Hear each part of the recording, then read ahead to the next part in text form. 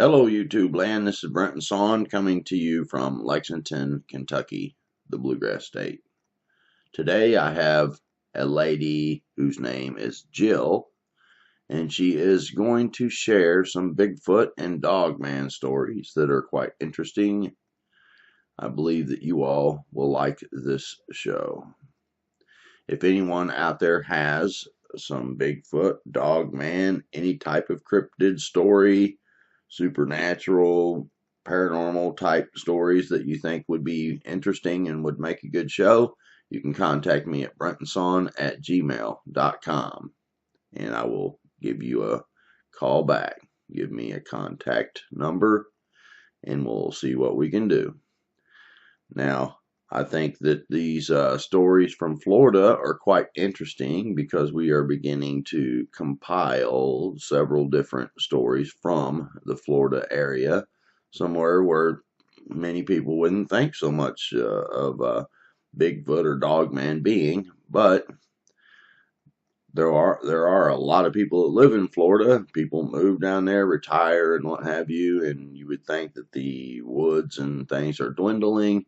And, according to some researchers, the woods are dwindling and there is less space. These things are being more and more cut off from each other, so they may be interbreeding, and that's kind of some of the theories. But who knows? We just collect the stories and see what we can make of it, as we go. So anyway, let's go to our guest, Jill from Florida.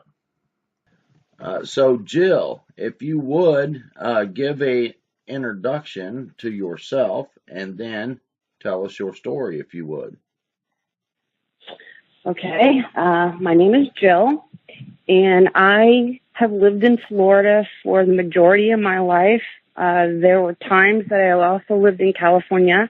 I grew up in California, and I have worked outside a lot as well. I have been a park ranger in the State Park Service here in Florida. I have worked with wildlife predominantly most of my career. And basically, I have heard and seen a lot of odd things. Yeah, I noticed in your email you did have quite a few interesting things.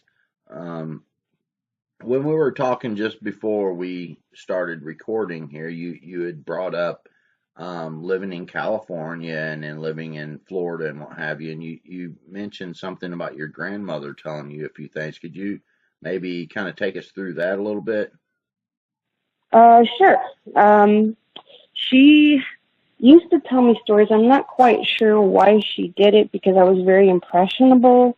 And as a little kid, kids can scare easy. And I know she meant well. And I think because I was so interested to hear them, that just sort of egged her on even more. Mm-hmm. But for some odd reason, I've always had some strange fascination and fear, extreme fear of Sasquatch and Bigfoot. And so much so that my parents actually thought I had a psychosis. And I almost had to go do a whole lot of counseling for whatever reason. And my grandmother had told me stories about the Everglades because at the time I was living in South Miami. And I think she had read something in the newspaper or heard it on the news. And she told me about a police officer who supposedly was driving along the Tamiami Trail and struck an unknown cryptid with his cruiser. And the thing rolled, got up, and I don't remember if it hit the car, shook its fist and growled and yelled. I don't know what the story was. But the end result was the story made its way into the newspaper or the newscast, and my grandmother told me. Right. So that was sort of the beginning of my whole lifelong focus on this type of stuff. And I've spent a great deal of my life even though I've been working outside and everything, and in places that were like wooded areas and forests, I've always been super hyper alert because last thing I want to do is run into any of them. And I know there are lots of people out there trying to find them and hunt them, and for the life of me, I don't understand why. Because I don't want to. Right. Well, do you think maybe that you had seen something that you had forgotten, to have some kind of a fear of Sasquatch or a Bigfoot when you're young? It almost seems like maybe you had had some kind of sighting or Right. something that you had blocked out. Do you think that's possible? Yeah, that's a very good possibility. Now, my grandmother also, because of this problem I had, she sort of tried to rationalize it, and she tried to think, well, maybe there was one Halloween in particular when I was a little kid, and I have no memory of this at all. This is all based on what she told me. In fact, I don't have much of a memory of a childhood younger than 5. I guess I've been told that's not quite natural, but I don't know. So she said that one Halloween there was a group of kids that came to the door, and I happened to be with her when she answered the door. And there was a man in a big overcoat with looked like a shaggy coat on, and he looked kind of scary, and she thinks that might have triggered something. But I don't know. And then you have, she also would let me watch the late movies, like the Time, what is that? The Time Machine? Right. And the Morlocks, Yeah. Molochs, I don't know, whatever those things were, scared the living daylights out of me. So I don't, Right. I don't know. I've always had this stuff in my brain. Right. Well, you have some stories that other people have told you. Is that correct? I do. I have a lot of those, and then I have an encounter that I experienced myself, a couple of them. Okay. Well, let's start with your experiences. Okay. And then we'll move on from there. Okay. So if we're going to do that, then we're going to jump around in time frames because my experience was later than some of the other things that happened that were related to me. So my experience happened in 1991, and it was in Florida, Levy County, which is pretty rural. I don't know if you're familiar with the area, but it is very rural out there and lots of woods. And I had a couple of friends that were guys, and for some reason, we would always talk about stuff related to that area and related to that topic, I should say. And one night we were just, they wanted to show me an area that was actually downtown, but it was like on a...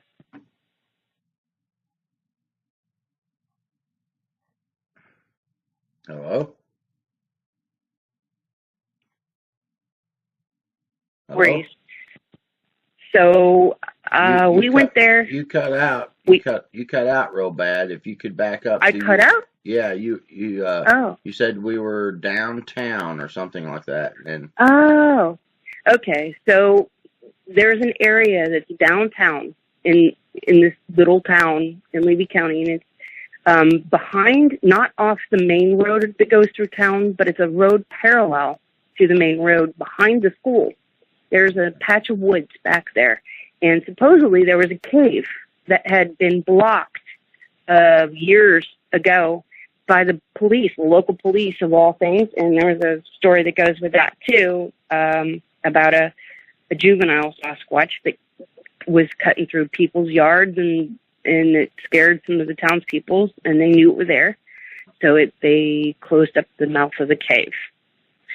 So my I was relatively new. I hadn't lived in that town very long at this point. So these two guys that I befriended and another one of their girlfriends decided they were going to show me some of these hot spots around the town when we were talking on the subject.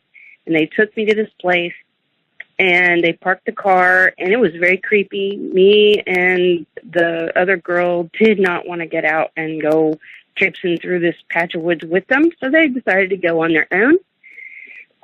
They both had weapons. One of them had a sawed-off shotgun, which I found out later was illegal, but whatever, he had it. And so they went traipsing in the woods. A couple minutes later, she and I just struck up a conversation, talking about all these different things, and we noticed they were backing up out of the wood line. They were literally backing up, facing the woods towards the car with both of them, with their weapons facing forward and cocked.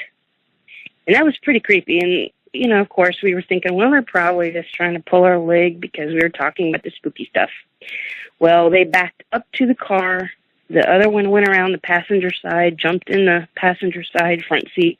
The other one jumped in the driver's side. They were shaken. They dislodged their weapons, put them down, and they were white as ghosts. And we were like, what's up? What's going on? What's up? And they wouldn't speak. They wouldn't speak to us. So they took off, and we got several blocks down the road with she and I sitting in the back seat saying, what is going on? What is wrong with you guys? So finally, we pulled into a convenience store parking lot, and they proceeded to say, well, we went back there, and we heard something, and we heard a growl, and next thing we know, we seen a couple of eyes. I raised up the gun and cocked it and pointed at him, shaking like a leaf. He was scared. He was going to shoot it. And he said that the eyes turned red. He said that they were different color, and then they turned red, and they said that's when they knew they had to leave. It was mad. And so that's when they backed up. So that was my first real experience in Florida. And then fast forward about 7 or 8 months later, I was living in a double wide off of a highway, and behind me there was my closest neighbor was about an acre behind me, and they had this big old floodlight in their backyard. And I really honestly don't know how tall it was, but it was big enough to where they wanted anything that came into view to light up their whole acreage. And I was sitting on the back porch. I had a screened-in back porch, and I had gone to a funeral that day, so I had my little radio outside, and I was listening to some music, just thinking about my friends that had passed, and I was staring off into the night behind the house, and the next thing I know, the motion light lit up in my neighbor's backyard, and I saw a shadow of something cross over the light, and it was moving very, very fast. But in that second, I saw what looked like swing of arms, and it just was like for a split second. And I didn't think anything of it. It just was sort of surreal, and I was just still sitting there, and then suddenly something came over me. Something very, very urgent came over me. And it was like a voice in my head that said, get up and get inside now. And I did. I grabbed my radio. I ran inside. I ran around, make sure all my windows and doors are locked.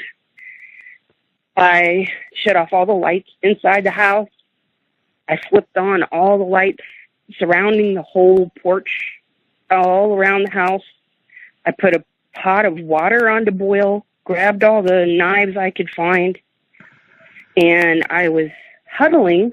I shut all the doors to the bedrooms, and I closed the curtains for the glass sliding door. And I huddled in a hall where there were no windows and doors, but it was close to my bedroom window. I mean, it was close to my bedroom door. And of course, there was a window in my bedroom, and I could hear something growling and snarling and just making all kinds of racket outside of my window. And I was just shaking, and I just was praying and praying and praying because I've never been so scared in my life. And finally, it seemed like an hour later, and I really don't know how long the whole incident lasted, but I know I didn't want to move. And I hear some commotion, and I seen headlights coming up in my driveway onto my my front area. And I look outside, and it was my brother and a friend of his. So as soon as they parked the car, I ran outside, and my brother knew immediately something was wrong. He flew out of the car, and he came up, "What's up? What's wrong? What's wrong?" And because I was like white as a ghost, and I was shaking like a leaf. And I told him exactly what happened. And I told him the silhouette that I saw and how the feeling come over me.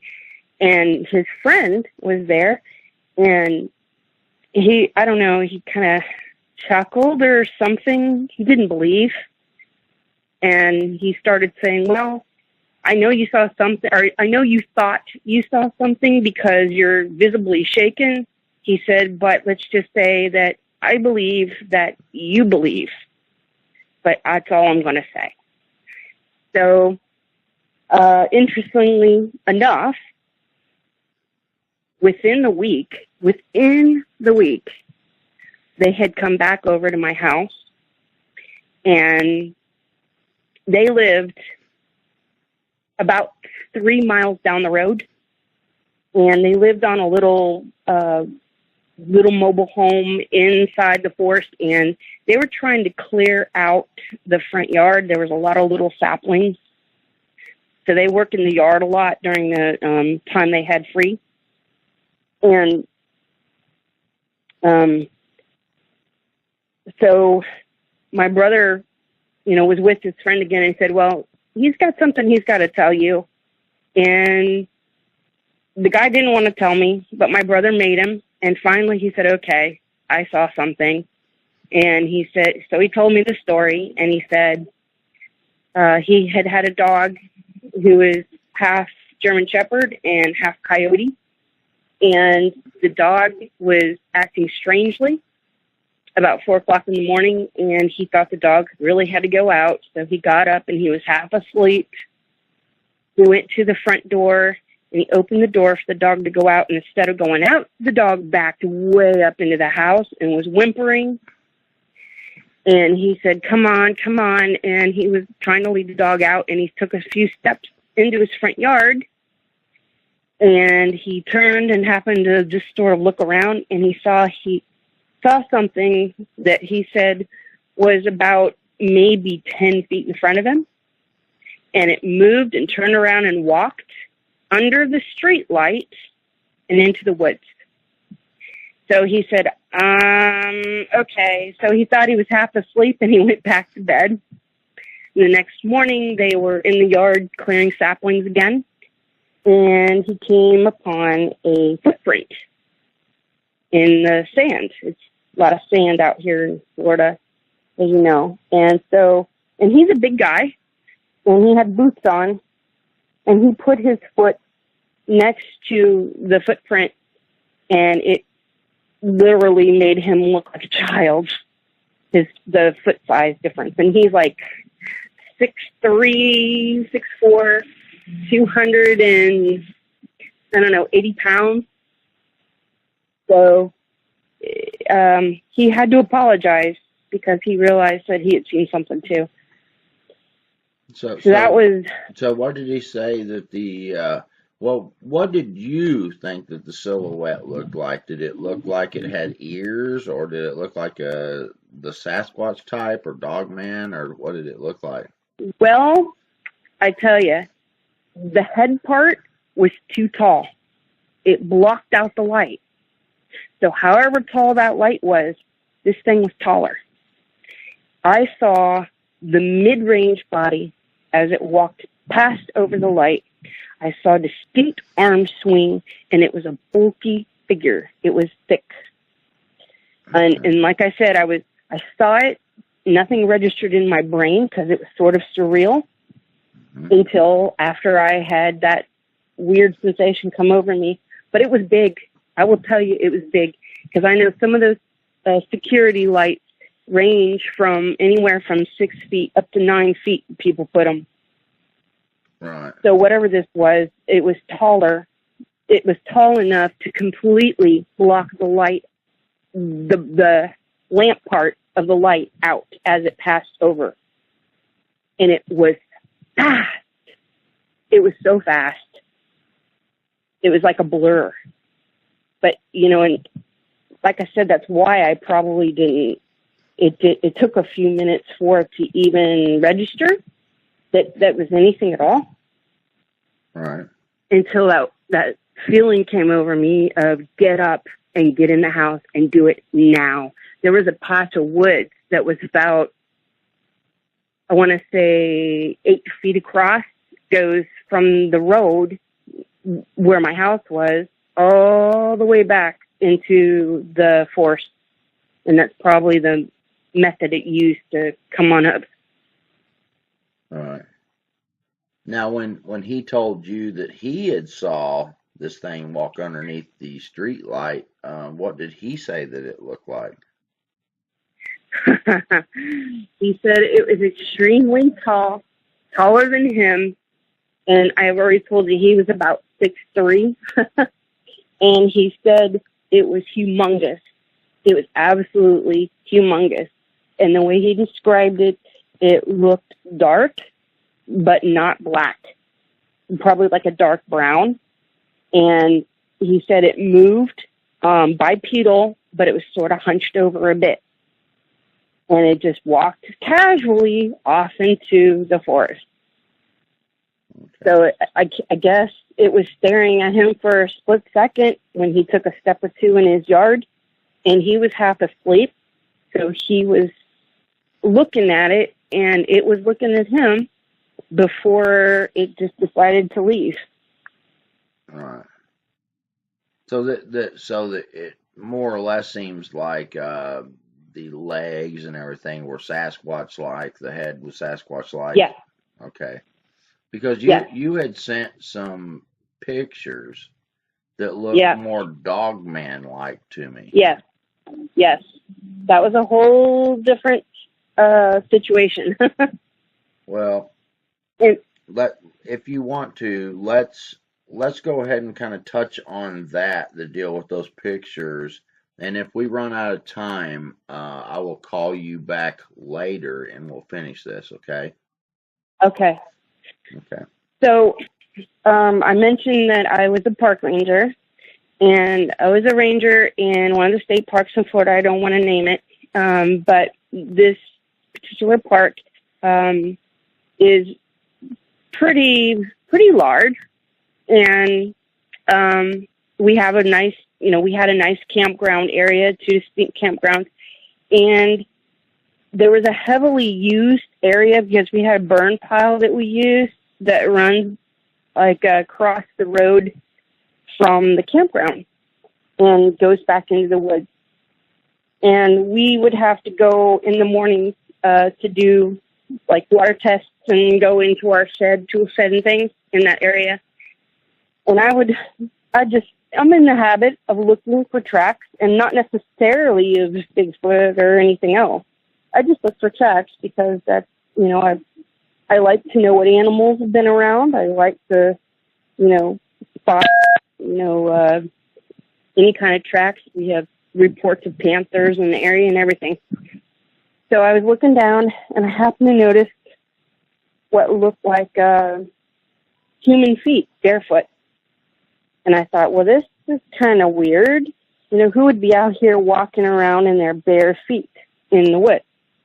And then I happened to look, when I looked a little closer, I saw what looked like claws, that were attached to the feet.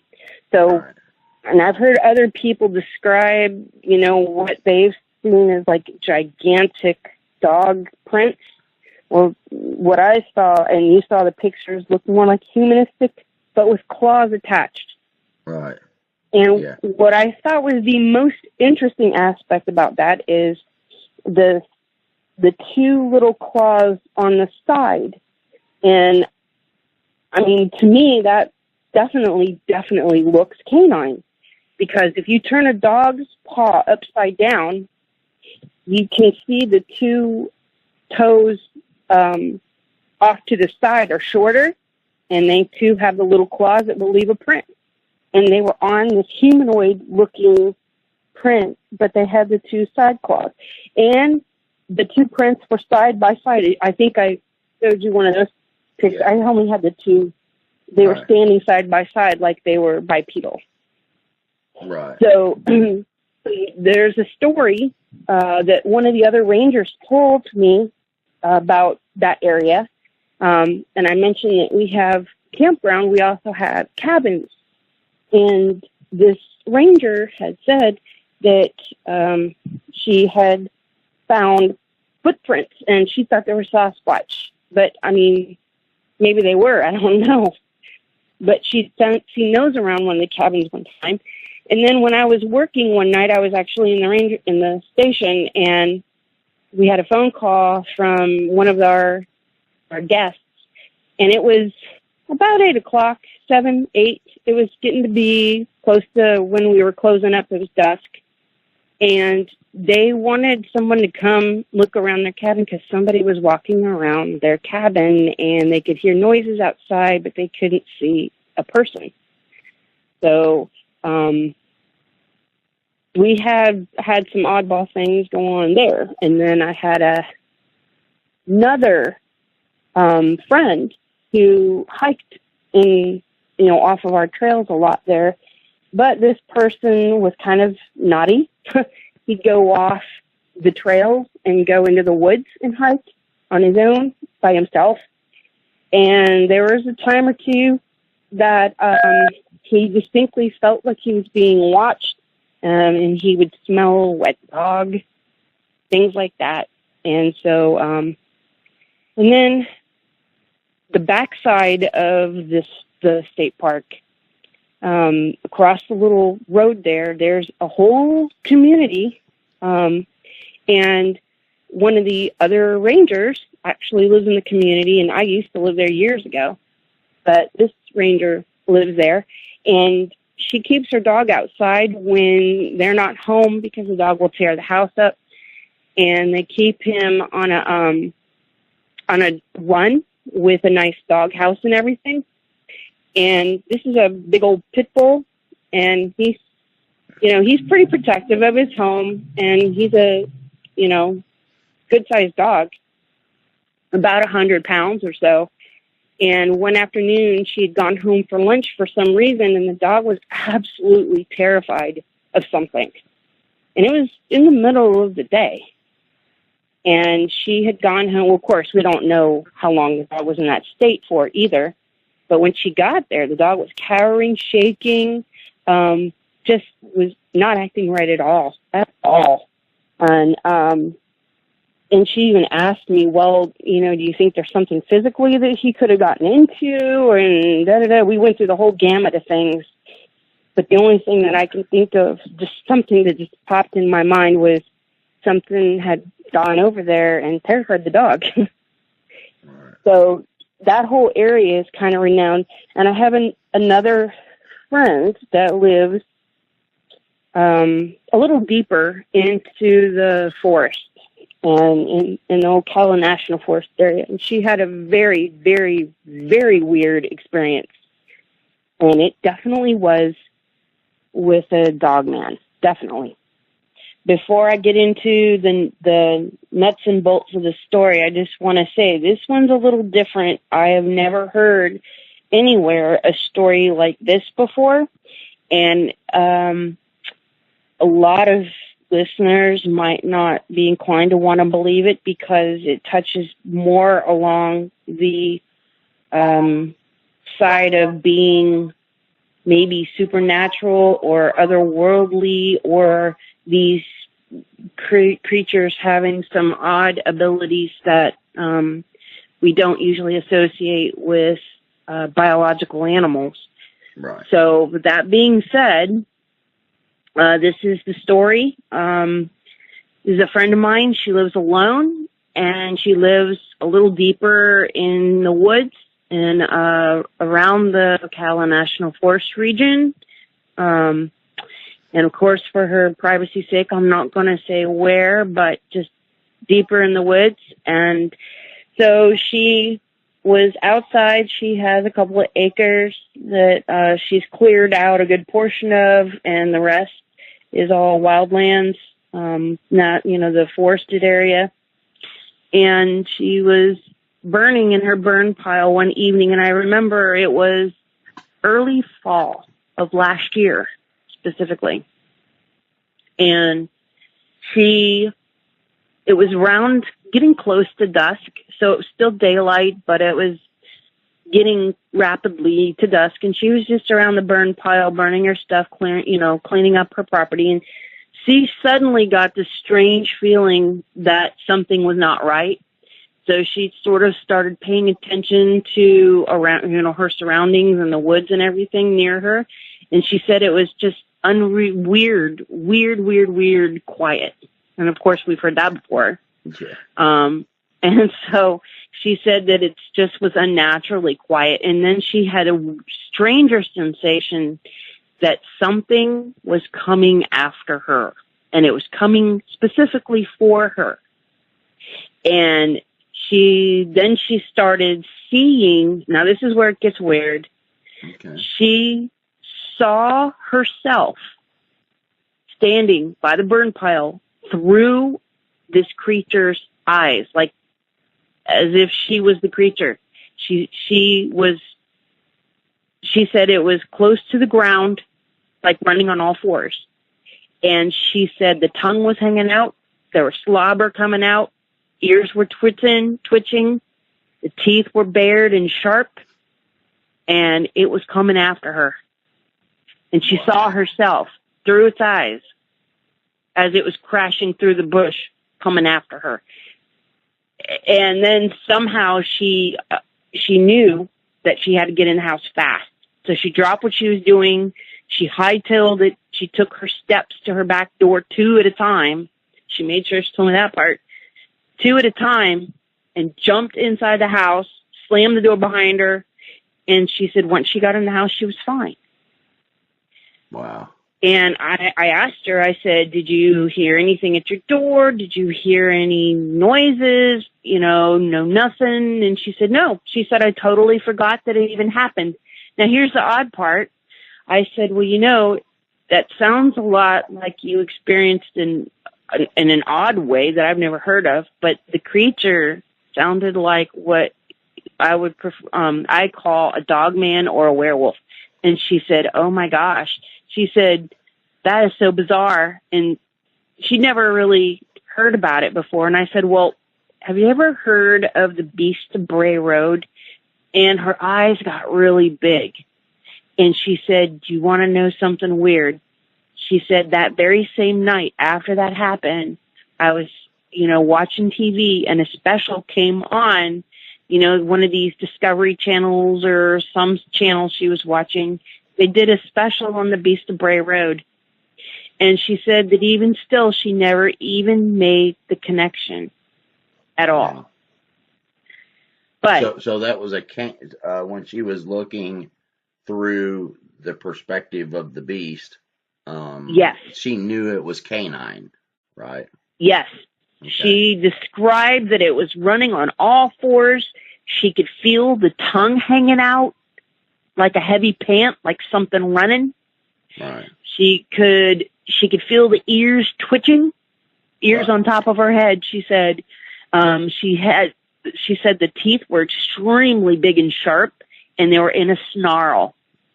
Right. And she said it was bearing down on her. Did she say maybe about how big the creature seemed? Like off the ground wise? Well, she didn't go into that kind of detail. I don't know if she was really coherent enough about that portion of it because she was terrified.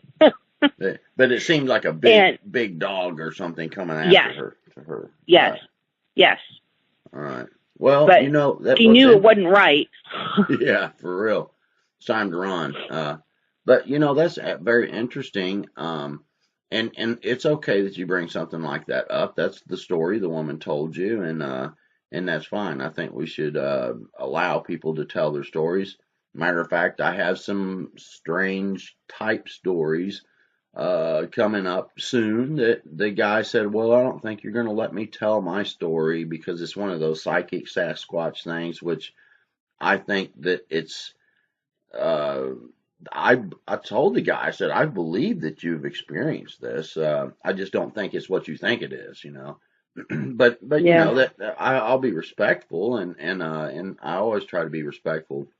But the situation that you were just talking about, where you were viewing from the predator's perspective, I've I've heard of this before from a Christian woman who believed it was Hmm. an intervention type thing.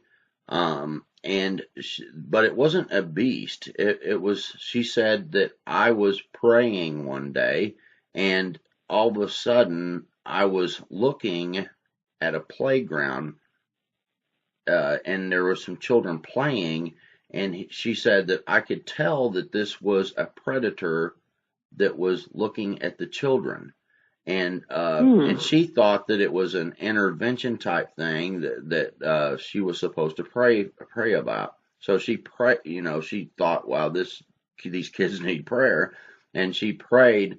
But that really was a huge experience to this person, and she believed that it was something to the effect that it was led by God, kind of thing, um, to pray for this particular situation, due to the fact that many Christians believe that God doesn't intervene unless we ask in some situations, because Right. people have free will, and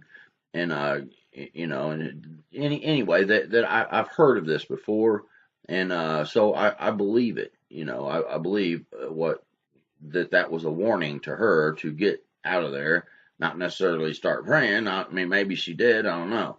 But certainly, if you feel like there's a beast coming after you and you're looking at it from the beast perspective, it's time to run. And Well, so, now that you say that, that makes sense to me too, because she's rather stubborn. And if, being out there on her property, she's pretty adamant nothing's going to chase her off her property, nothing. And, she's pretty tough. And maybe that's what it took to get her out of harm's way, is to give her that sort of vision of yeah, the thing coming after. And I think it's a good time too to mention as well that when she moved into the property, she prayed over her house. right, I guess she blessed it, and I guess there are people that do that sort of thing. They blessed her house. right, And she did that. So when she closed the door inside her house, it was all forgotten. So right, I don't know. Maybe that had a lot to do with it right there. right, yeah. And you said that this person that had this experience doesn't really believe in the dogman or the Bigfoot topic at all. Oh no, I didn't say she didn't believe in it. I didn't say she didn't believe in it. I said she has no time for it. Right. She does She not basically is entertain not it. into it. Right.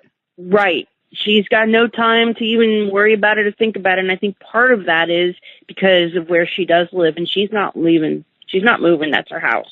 That's her Right. property. She's just not gonna worry about it. In other words. Yeah. I mean, I think But there's a lot of people that believe in Bigfoot, but they don't necessarily go watch Bigfoot videos or look right. into it much. And okay, so I got you. All right. And then So you have some people that have had profound experiences that were kind of terrifying that make certain they don't think about it all the time too.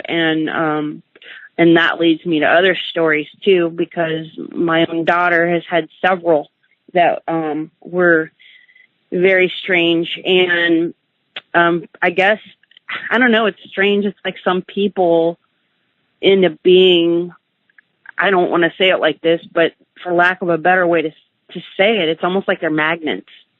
You know what I mean? Right. It's like they have more experiences above the average person. Some people go out there traipsing through the woods looking for experiences and never have. Then you have others who are in the woods their whole lives because they're hunters or whatever, and they never have the first experience either.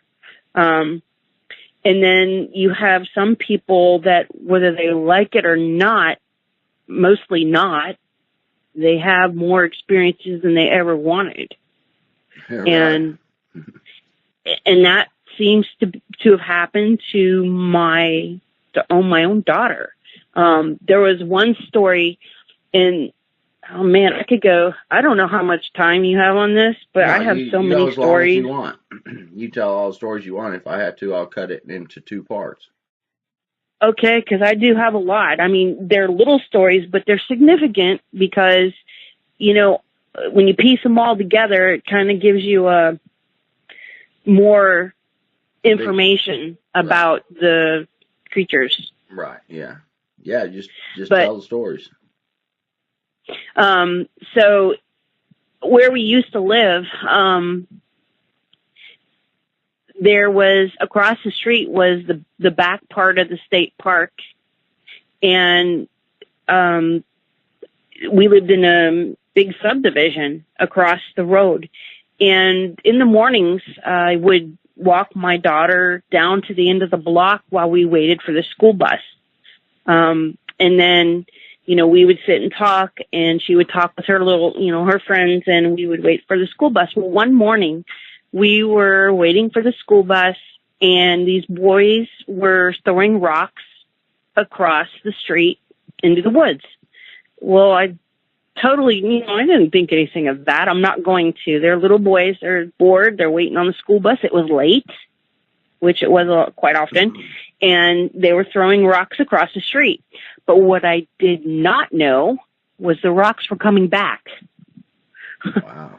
the rocks, they were coming back out of the woods, and there was nobody in the woods. And the boys were they were getting a kick out of it because they couldn't explain it. They didn't understand it, but they weren't going to go off and, run across the street and try to climb the fence to try to investigate, especially knowing that their bus was going to show up any minute and they were going to get in trouble. But it was kind of a funny thing. They figured somebody was hiding out in the woods throwing rocks back. So, and I didn't find all that part out until later on in the day when the children came home. So what I did find out was the school bus showed up, all the kids got on the bus, and they went to school. Well, when I came home, my daughter's friend, stopped by the house, and, I gave him a snack, and she started talking about the incident in the morning and said, those boys that were throwing the rocks into the woods? I said, well, yeah, I remember. She said, did you know that they were coming back? And I said, what do you mean they were coming back? And she said something was throwing the rocks back at the boys. And that's why they were, getting a kick out of it, because they thought somebody was in the woods. She said, but I know who was throwing the rocks back. I said, why? Well, did you see somebody out there? She said, yes. When we got on the school bus and we sat down and the bus started driving off, I looked over into the woods and I saw what looked like, and this is her word, she said it was a Yeti. It was a young Yeti. Wow. It was peeking out behind the trees watching the school bus. So I thought, well, isn't that strange? We were all sitting out there, and, and that kind of makes sense because maybe it was trying to play a game. Yeah. And that made perfect sense. They seem to like to watch kids a lot, Yeah, and this one seemed to want to play with them. So, so that area, we had all kinds of, activity in that area, like I said. And then this is a different friend and a different part of the Okala National Forest. My daughter was spending the night at her friend's, and she was like 9, and the other friend was like 10. And they were spending the night at her friend's grandmother, I was a friend of her mother and her grandmother. So, we were all friends. And so my daughter was spending the night with her friend's grandmother out in the woods. And it was a community. Again, there was a little lake there at the community. And it was, at the time, not quite as developed on certain roads. You know, when a community gets built, it doesn't all get built all at once. You know that. Yeah. And so some roads had 1 or 2 houses. Well, her particular house was the only house at this time on the block. And it backed up to a back gate where there was a little back road behind the gate that led from one area to the main road that goes to Daytona. And she liked to grow little plants. She's excellent at growing stuff. And so for her granddaughter, she thought that she would put a couple of strawberry bushes in the ground and teach the granddaughter how to grow, you know, a few little things, so she would be proud of herself that she grew some strawberries. So it was dusk, and my daughter's friend took her outside to show her the strawberries they were growing.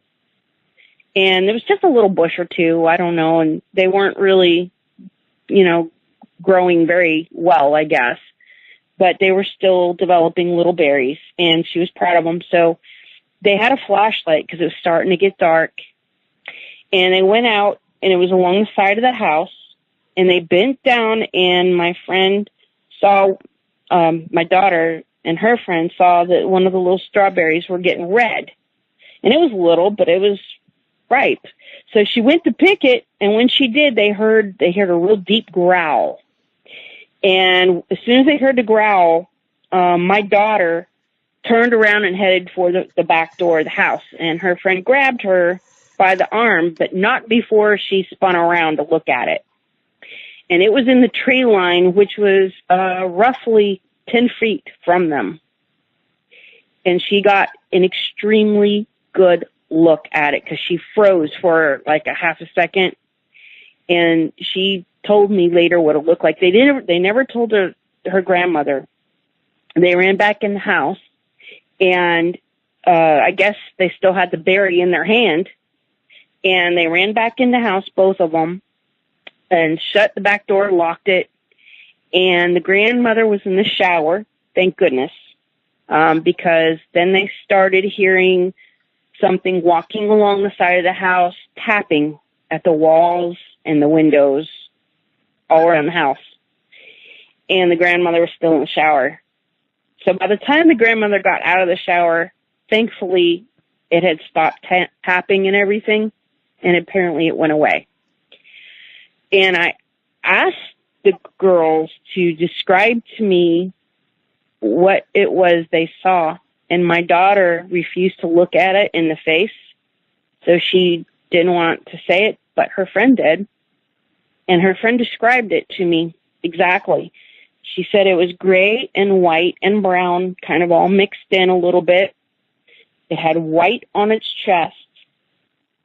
She said its mouth was open and had really long teeth. She said it had gray eyes. She could see the eyes and the whites of the eyes. And she said it was huge, but it was squatting down. Right. And the way she described it, are you familiar with the Mayaka skunk ape?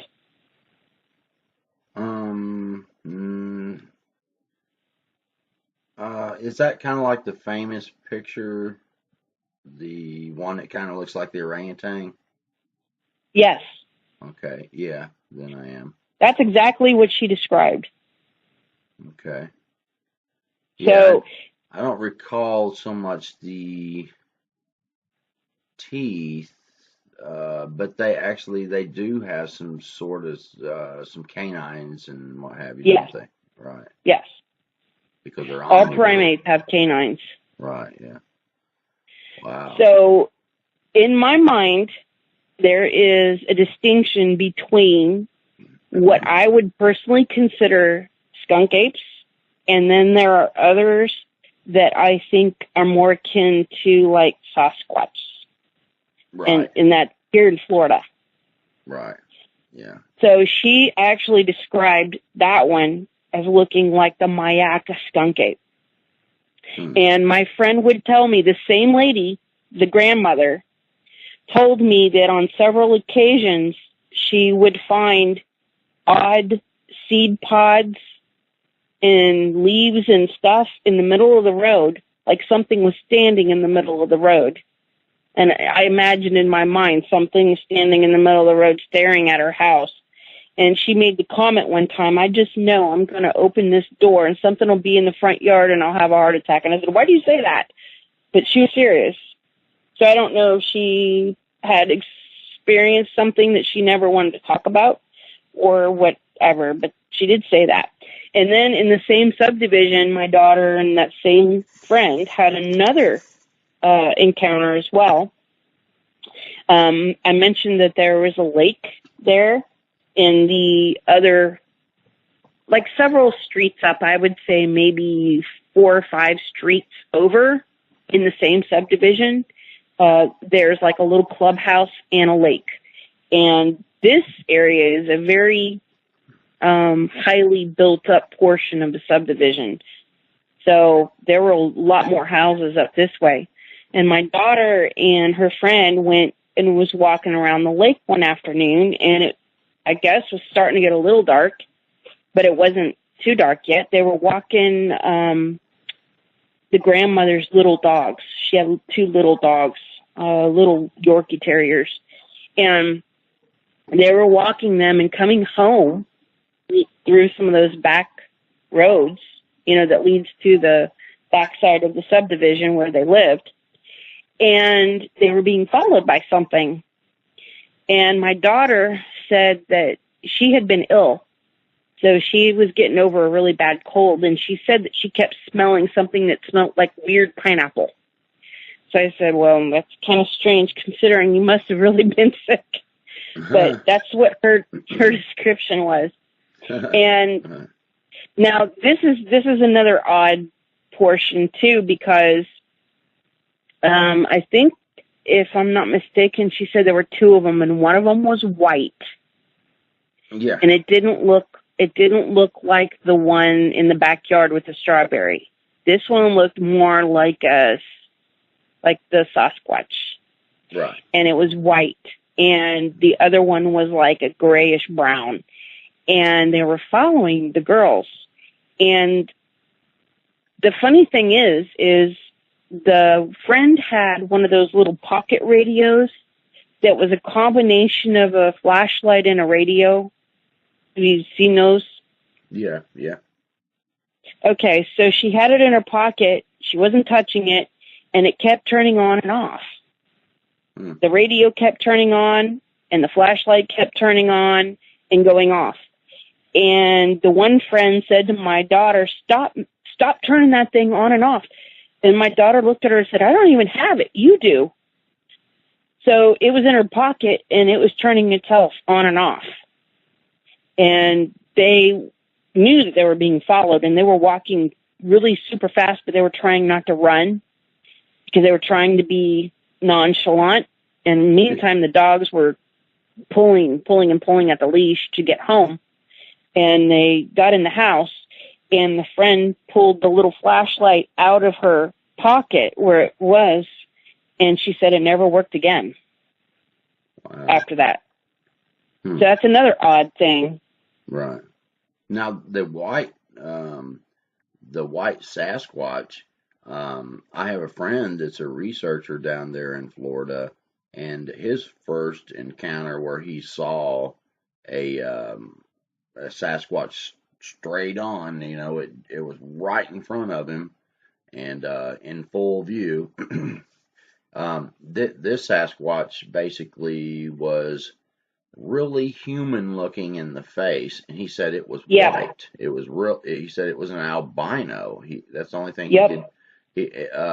And it had almost like it had a hairdo and like maybe a beard, like its facial hair, and its hair was like a human would be if you let your hair and your beard grow out.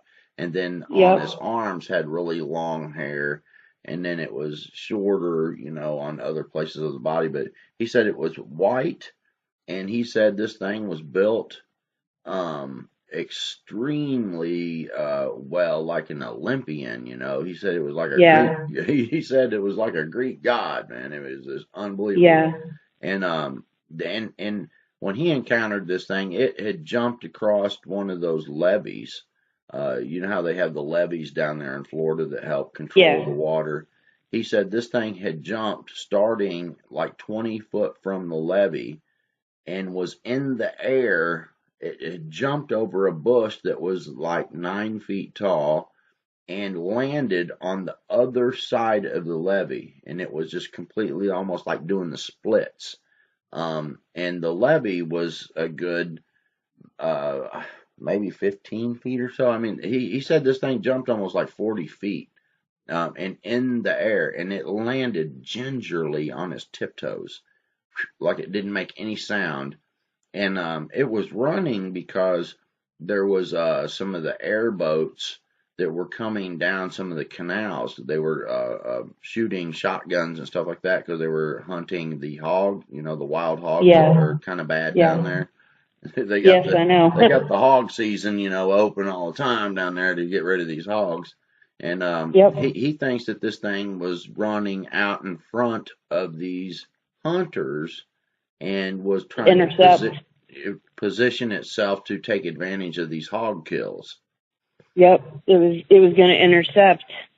Yeah, and but it was a white Sasquatch. But then he also catches these things and has seen them several times. He's many times. He has really good footage and pictures and things like that too, of different types. Like different types that you've talked about.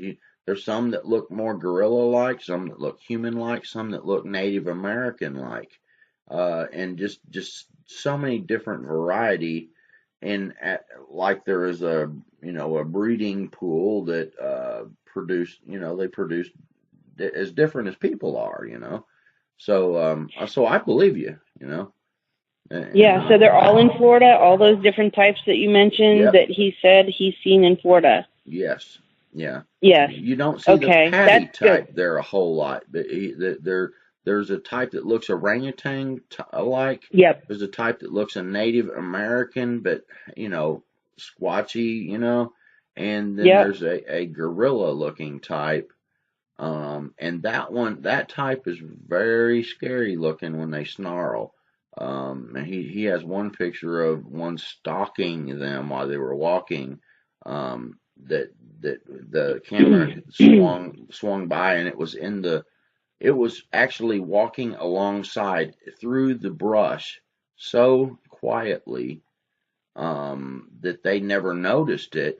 A lot of times when they're out there doing their Bigfoot hunting, basically their little expeditions, these things are close and they don't know it. They're being stalked and followed, and they'll go back and review the footage, and there will be one, just real close. And he even had one time. He went down into the, sometimes when you go into the real thick brush, it gets really dark because of the canopy, is blocks out all the light. He went in to the brush one time because he thought he heard one, breaking some limbs and stuff like that. And he got hit with a probably like a 4 or 5 inch around log. He got hit with it across the chest, and it broke it. Luckily, it was kind of more of a rotten one, but it broke the thing across his chest, and he ended up leaving, real scared because he knew that meant get out of there. And he came back a day or so later, and he went in through there. He didn't think they would be there again. He went in there, and basically him and his girlfriend, and he has it on tape and everything. One growled, and I'm not kidding you. It is a really huge sounding, very deep growl. I mean, it was like, I mean, it was just so scary.